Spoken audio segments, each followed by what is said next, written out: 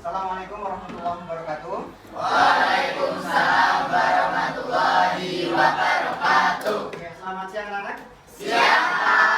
Oke, gimana kabarnya hari ini? Baik. Ada yang nggak hadir hari ini? Ada. Kembali lagi ya dengan mata pelajaran kimia. Jadi insya Allah pagi ini kita akan belajar kimia. Tapi alangkah baiknya kita awali dengan berdoa. Bapak mau satu orang untuk memimpin berdoa. Siapa? Saya. Oke, silakan Sofik untuk memimpin teman-temannya berdoa. Oke, mari teman-teman untuk mulai pembelajaran di siang hari ini. Alangkah baiknya kita berdoa terlebih dahulu. Doa mulai. Cukup. Pada pembelajaran siang hari ini ya kita akan belajar tentang reaksi pembatas ya, salah satu sub yang ada di stoikiometri. Itu ya. Kemarin kita sudah belajar tentang jembatan mol. Ya, masih ingat jembatan mol? Masih. Kita sudah belajar tentang rumus empiris dan rumus molekul. Ya. Kemudian kita juga sudah cara mencari ataupun mengetahui jalur-jalur Mohr. Kemudian ditentukan berapa molaritasnya dan sebagainya. Ya. Tapi nanti kita di sini fokus dulu ya. Bagaimana sih sebenarnya reaksi pembatas itu? Bagaimana sih cara menghitungnya? Bagaimana sih rumusnya? Nah, itu yang penting ya. Yang semua kita akan selesaikan ya terkait reaksi pembatas di siang hari ini. Sebelum jauh ya membahas tentang reaksi pembatas, Bapak mau memberikan apersepsi ya. Apersepsi dalam arti adalah suatu logika. Biar apa? Biar kalian paham sebenarnya reaksi pembatas itu seperti apa. Gitu ya. Kita lihat secara kasat mata ya. Ketika dua roti, ya, satu keju di sini akan mewakili dua roti, ya kan? Satu keju ini, ya kita anggap saja ini satu keju, kemudian dipakaikan oleh dua roti akan membentuk satu keju roti. Tapi ternyata satu keju lainnya itu masih tersisa. Berarti yang habis apa duluan? Roti. Ya, rotinya terpakai duluan. Ya. Jadi dari 4 roti ini sudah terpakai semuanya menjadi satu roti keju yang utuh dengan isinya. Ya. Sedangkan keju yang tidak terpakai hanya satu, sisanya artinya adalah cuma keju satu. Rotinya habis semua, ya dibuat untuk roti. Ya. Konsep pertama, ketika apapun itu yang habis duluan, habis bereaksi, kalau dalam konsep kimia itu namanya pereaksi pembatas. Paham ya? Itu logikanya. Itu simbolkan dengan PP. Ingat ya, kalau misal dalam buku ternyata nggak ditulis pereaksi pembatas tapi cuma disimbolkan dengan PP, tetap itu artinya adalah pereaksi pembatas. PP ya. Artinya apa? Pereaksi pembatas adalah reaktan yang pertama kali habis atau zat yang habis duluan. Kita tahu yang namanya suatu persamaan reaksi atau dalam namanya reaksi suatu kimia ya, itu bisa dua kemungkinan. Suatu zat tersebut bisa dikatakan reaksinya tepat habis bereaksi. Dan satu kemungkinan lagi, reaksinya habis tapi ada reaksi yang lain bersisa. Nah, konsep reaksi habis dan bersisa inilah yang nanti dipelajari dalam reaksi pembatas. Ketika ada 0,2 mol, kemudian ada 0,5 mol. Oke, kita terapkan. Reaksi pembatas sama dengan mol dibagi dengan koefisiennya. Tak tanya dulu, Bapak tanya. Yang dikatakan koefisien itu apa sih? Ya, ya, ingat.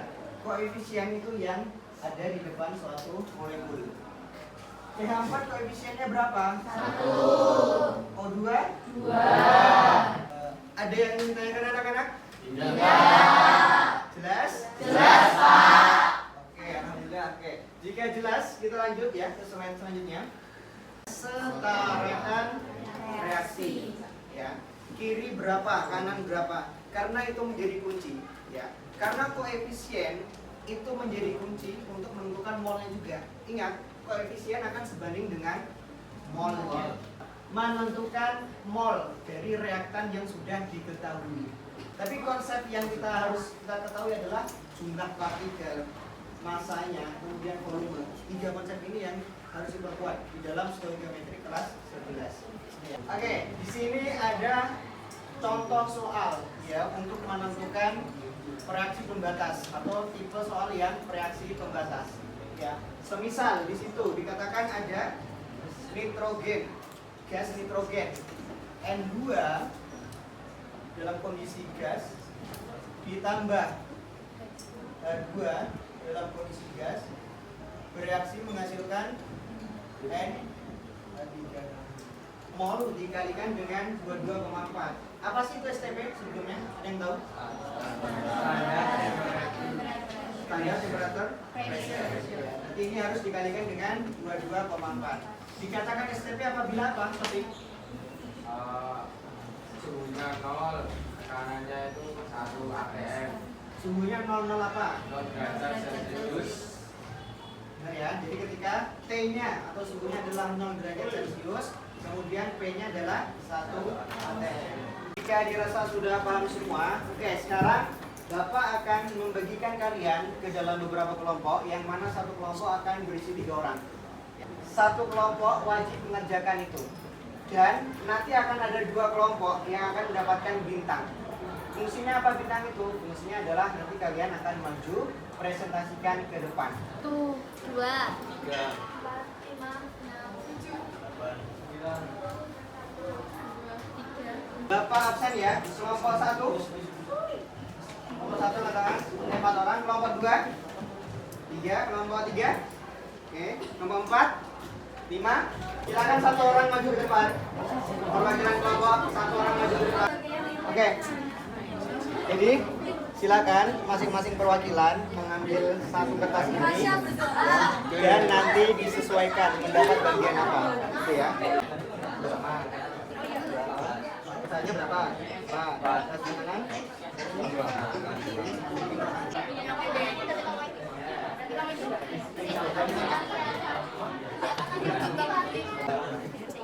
Harus benar jawabannya. S di kiri 1.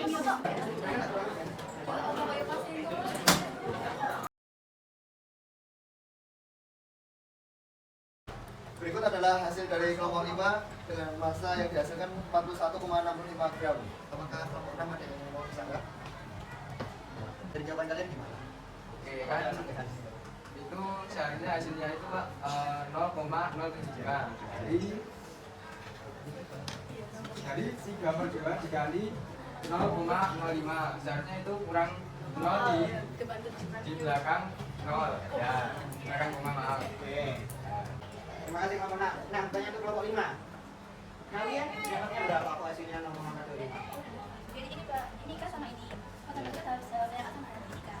Sama 0,45. Nah. Iya, karena tadi saya kurang. Ya. Itu penulisan ya. Ada lagi kelompok 6? Cukup? Ya. Oke, beri aplaus semuanya untuk Oke, untuk pertemuan selanjutnya nanti fokus kita akan mencari yang namanya persen hasil atau kemurnian. Ya, nanti itu berkaitan dengan persenan. Ya, modelnya sama kayak mencari rumus empiris dan molekul. Oke, ada yang ingin ditanyakan? Cukup ya? Bisa dipahami untuk hari ini? Oke, alhamdulillah. Oke, jika dirasa sudah cukup dan tidak ada pertanyaan, semoga bermanfaat untuk pembelajaran hari ini dan bisa diterapkan untuk perhitungan kimia selanjutnya. Ya, oke. Karena kita diawali dengan doa, Bapak mau satu orang untuk memimpin doa untuk menutup pembelajaran hari ini. Ada yang mau? Memimpin doa? Oke, silakan. Oke, sekian untuk pembelajaran hari ini. Semoga bermanfaat. Tetap semangat untuk seterusnya. Tetap Assalamualaikum warahmatullahi wabarakatuh.